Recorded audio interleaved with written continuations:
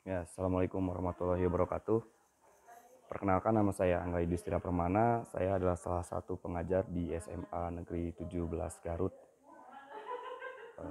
Saya mau curhat atau cerita mungkin ya tentang permasalahan yang saya alami selama mengajar di SMA Negeri 17 Garut.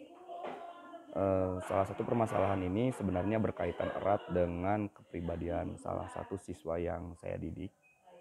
Kebetulan saya menjadi wali kelas di salah satu kelas di SMA Negeri 17 Garut. Di kelas tersebut saya bertemu dengan seorang siswa yang ya mungkin bisa dikatakan sedikit manja, kemudian baperan juga, dan cenderung selalu ingin diperhatikan lebih oleh teman-temannya.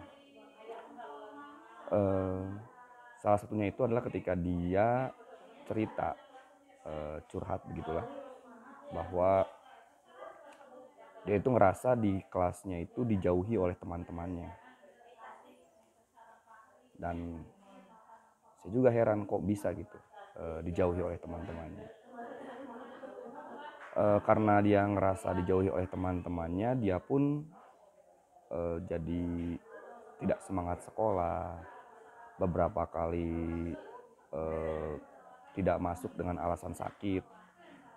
Ya walaupun saya tahu dia itu bohong, karena ketika dikonfirmasi kepada orang tuanya, dan orang tuanya bilang anak itu sekolah.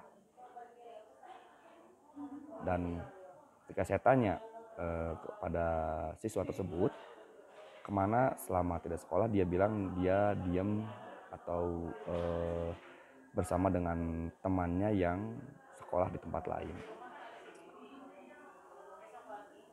Karena saya tidak ingin masa ini berlarut-larut, saya kemudian berusaha untuk mempertemukan siswa ini dengan teman-teman sekelasnya, untuk apa ya, bisa dibilang saling cerita gitu. Jadi ketika anak tadi yang manja atau baper itu ngerasa dia dijauhi oleh teman-temannya, ya dia cerita ke perwakilan teman kelasnya, eh, maksudnya ya ungkapkan gitu unek-uneknya kenapa dia selama ini malas sekolah.